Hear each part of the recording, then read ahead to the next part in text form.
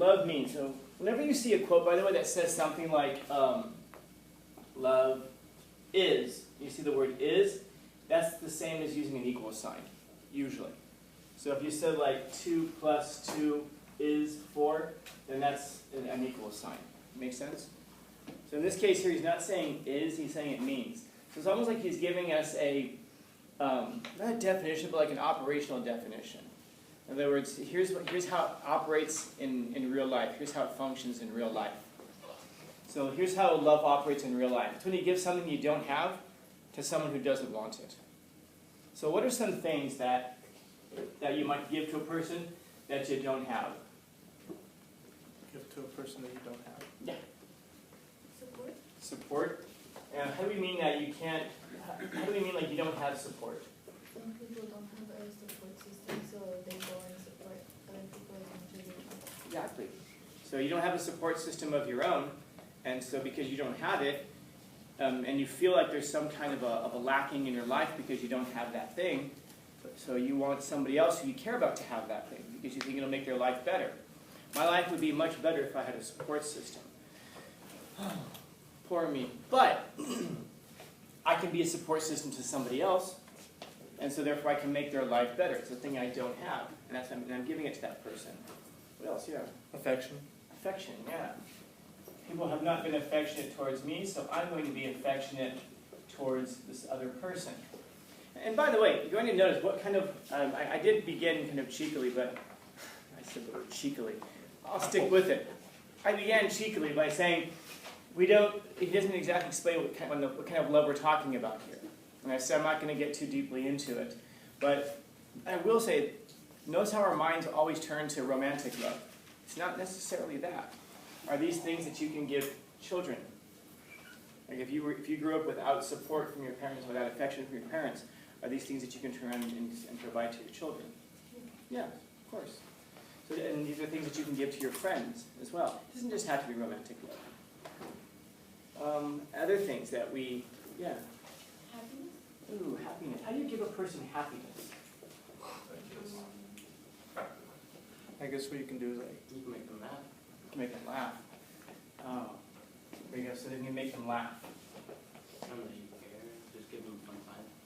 Oh, and that, yeah, that's the one I was going to hit you with, but we're there now. Time. Time. You find yourself, especially without much time, and yet the person who you care about, it doesn't have to just be romantic love. Remember, we talked about different kinds of love. There's romantic love, sure. There's familial love. There's friendship love. There's then the love that you do out of duty. You just kind of give a person time, even though you don't have it. You're rushing, and someone's like, "Hey, do you have a minute?" And you know it's never going to be actually a minute. And so you're like, "Yeah, of course. Yeah, what do you need? What do you need?" You're giving that time. You're making a person laugh. This is an interesting thing right here, the laughter, by the way.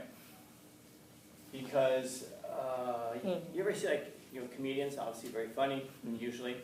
You ever hear them talk privately? Yep. These are some of the least happy people you're ever going to meet in your life. Oh, yeah. They're usually some very dark people. In fact, I have an article that I'm looking at, putting together. I might give it to you guys second semester. Oh, boy. We talk about meaning of life and all that. But anyway, the article is about why it is that so many comedians die from jacked up causes. Die young, or die from overdoses, or die from complications associated with medications for depression, stuff like that. Also, Comedian. Die hard. I'm sorry. And die hard. But yeah, this is the point. So now, why is it that they would be dying from these kinds of things? Remember, what's the comedian's job? Make people laugh. No, it's more than just that. Make them. What's that? Make themselves laugh. No, it's more than just that. I told you about this. What's that? Tell the story. And what should the story reflect? Themselves. No. Well, I guess so in a certain sense. What is it that makes dark humor so funny?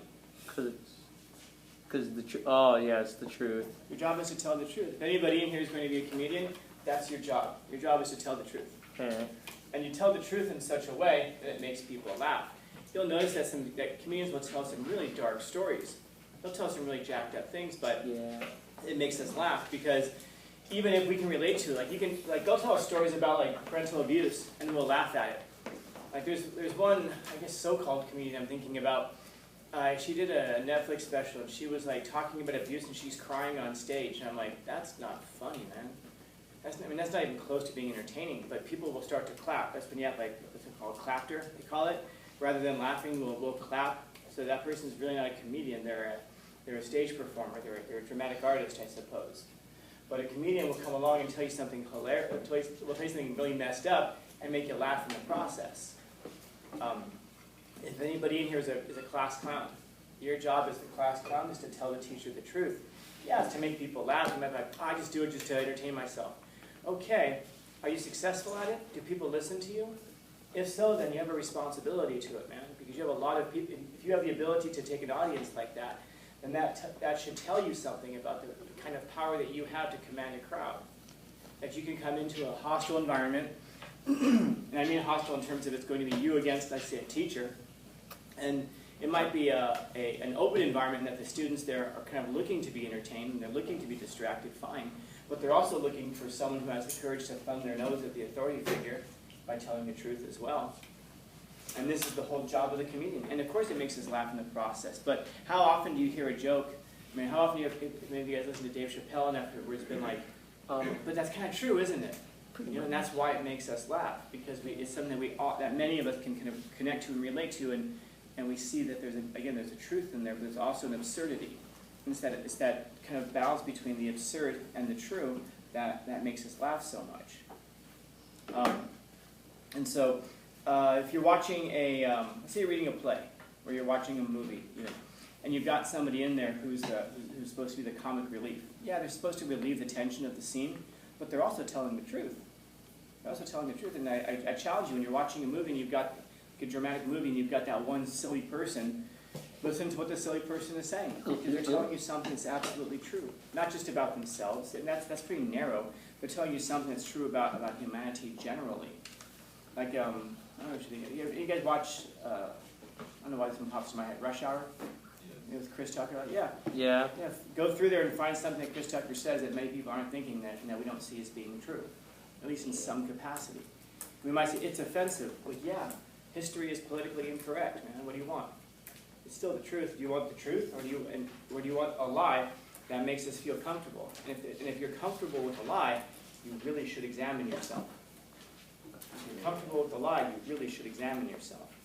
Because it says something about you, and it will determine a lot about how you live. But moreover, it will determine a lot about how you expect other people to live. And so, when you're watching like Shakespeare, in Shakespeare's plays, he always has the jester. The jester's job is to come and tell the king the truth. You're adopted. Yeah. Well, any of you guys watch Game of Thrones by any chance? Anybody watch Game of Thrones? Yeah, I just started watching it recently, and a friend of mine was talking about it because there's no jester in the Game of Thrones. You know the jester? Yeah. Who's supposed to make the king laugh? Yeah. Very good. Very good. So you need to tell the truth. Yes. The jester, there's no jester in the kingdom. There was one, but he's not there anymore. He's gone. Dang. And that's important because the jester is the only one who can tell the king the truth. The jester is somebody who's below contempt. He comes in, he's dressed kind of silly, and I go to the king and I say to the king, hey, listen, king, you need to get your shit together. Your people are starving. Your policies are wiping out the kingdom. There's suffering. You need to fix yourself. And the king would go, that's wonderful input. Cut his head off. And I'm like, well, I'm just telling you the truth. No, you sound more like a philosopher than a comedian, though. So those are your two choices if you're going to tell the truth. You can be a philosopher who they usually end up killed or something, or you can be a jester, and they end up making millions. You could be a jester? Hard choice, huh? Yeah. So the jester comes in then and says, good news, my lord. So many people have died from the famine that there's plenty of food for those of us who have survived. And then everyone laughs. And the king's like, all right, I get it. There's a famine. People are starving. I need to do something. But you can laugh at it that way because the king, he's not making a direct criticism at the king. I mean, he is. It's just down here. He's general. He's telling an absolute truth that many people are thinking about. He's making him laugh. And then that laughter thing is the kind of thing, by the way, that joke that stays in your head because it's funny. And then over time you sit there and realize, wow, there's something that was really important that was there. And it stays with you, it gnaws at you. Yeah, you just like remember the joke and you remember the meaning of it. Yeah, it stays with you. So anyway, going back to it, love means giving something you don't have to someone who doesn't want it. So we have these things now. We want to give them support, affection, happiness, laughter. Maybe we want to give them the truth, even if we don't have the full truth, maybe the truth as best as we can possibly understand it. You could, Time. Now, I guess the question now becomes, why doesn't the person want it? Alright. Yeah. Want that there? Oh, I was stretching. That's a stretch. You're stretching towards knowledge. Stretching towards the truth. This is what we do. Yeah. Yep. I think they couldn't want it because for a long time they've been like a lone wolf by themselves, and they've been their own support system, and they think they don't need no one else to do it for them, so they don't want to push people away. Exactly. They push people away. I wonder if any of you are this person. What a That if- stupid. Heck, we just saw it, didn't we? I dropped a marker, and AJ was going to go pick it up for me. What did I do? Picked it up myself. I got it, don't worry. So when you see stuff like that, by the way, you can learn something really important about people based off of that. It might be like, it's just a marker. Nothing is just anything, man. If you're paying attention, nothing is just anything. A person very well has been a lone wolf. They've learned how to depend only on themselves. And if you go to give them support, you actually might make them uncomfortable. Yeah. I feel like that sounds true for a lot of people. You know, a lot of people don't like to depend on somebody else because they might have done that in the past and it has failed. But there's a really good chunk of people who would kill for that type of anything of that. So what I'm saying is, then what does that mean for it? If there's people in the spectrum who don't want support because they want to depend on themselves, and how about the people who do want the support? So now we have to make that distinction, going back to Aristotle. Oh boy. We have too much support, too little support. We've got some people who want none, some people who want too much, and then we have some people who want just the right amount of porridge in the middle. And if that's the case, then I've known people on this whole spectrum. I'll say some things about it after you guys talk, but I've known people who are just no support, no matter what. I've known people who could be shot in the head, and they're like, I'll drive myself to the hospital, thank you. And I know some people I know someone who literally would sit at a table and not eat their food, and as soon as I got up to whatever, can you get the salt? And they will literally not get up to get salt because they'll wait until somebody else can do it for them. This is what I was kind of trying to say a little while ago, but I don't want to say. Maybe that person just doesn't want it from that specific person Yeah, why not? because they don't like them. They don't know you. Who are you? Oh yeah. Why are you opening the door Yeah. for me? So we Hello? have the asterisk Why'd right you there as open the well. door? We have the asterisk right there as well. So that's why Karens exist. Mr. Lankin was a very lonely man. No! Yeah, let's look how maybe we're very lonely. I'm going to say something about that. Don't let me forget about the asterisk, yeah. Oh, I was going to say if they want to say anything. Oh. Yes. What? They could be scared to receive them because they can't give it back to them. Yeah, so maybe there's also something there where you can't be reciprocal. So in other words, I can never pay you this back. I can never return this kind of support and love. And so if I can't return that, then maybe I feel like I shouldn't receive it. Oh. In other words, we always treat it like it's a credit card. Like I owe it if I get it. By the way, it can make people feel terrible about themselves. Because you give them a bunch of stuff, like, oh, I can't return this to you. And then Time to you'll sin. stop us from accepting it, yeah. It might be too much, and you know how we're saying that it's something they don't have, and since they didn't have it, they might give it an excessive amount to make them feel comfortable. Yeah, exactly. Can you explain that real quick? I know what you mean by it, but can you explain it in case anybody's missing it? So, like how we were saying, if somebody didn't have support, they want to show someone support where it's too much for them, that it's overwhelming. Yeah. You can think of it like you're eating, I don't know, like I'm eating a slice of pizza and you're like sitting there. Oh my I'm gosh. sorry. Stop. Are you hungry? Sorry. Oh my I get god. dizzy when I don't eat for weeks. Okay, would you like this slice of pizza? Okay, and I turn and I hand you a whole pizza.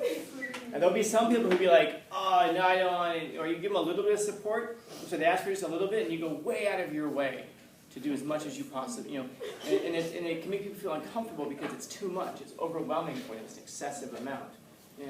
Yeah, that usually happens with certain relationships, is where like one partner could literally just like give a lot to this one person, and they make them feel bad because they don't feel, like you said before, like you can't give it back, so it just turns into like a one-sided love, or you feel like I love this person, but I'm like, but I don't know if it's enough to give them a lot, basically. So it's like like you said, like it's like uneven. So it's like you give them right here, and the other person's right here, so it's like unbalanced. So does it make sense what I was saying last time about how you'll end up in a relationship with someone who confirms what you think about yourself?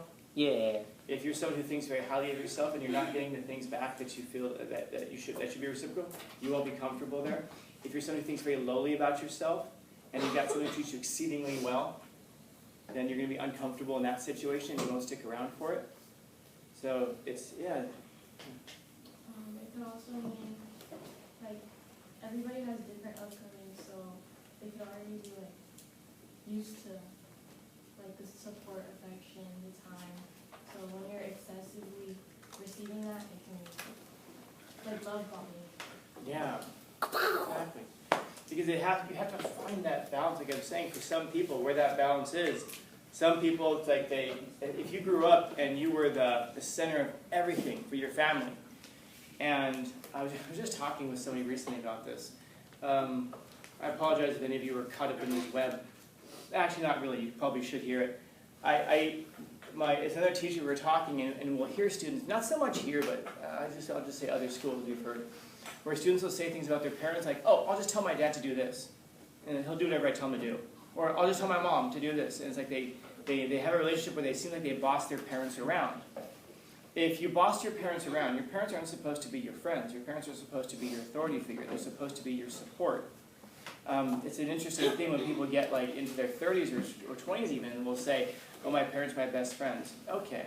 But when you're 13, they shouldn't be your best friends, because what do your best friends do?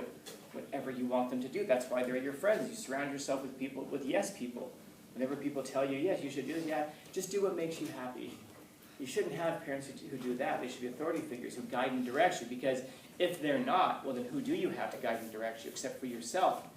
And what kind of things do we guide and direct ourselves towards? Think about some of the worst decisions that we've ever made in our lives. Asterisk. So far, we've got plenty of life left to make even worse decisions, and I'm sure we'll take advantage of every opportunity to make the worst decisions in the newest possible ways. But if you don't have somebody who is around you to tell you, no, don't do that, or better yet, to step in and say, you're not allowed to do that. When you see a little kid who wants to run into the middle of the street, then what would your best friend do if you're running into the middle of the street? Stop you? Really? Oh, they You just... guys have different best friends than I do. Do it! Do a flip! Yeah. Go for a run! Oh my god, that's a truck, bro. Oh my god, truck. Oh my...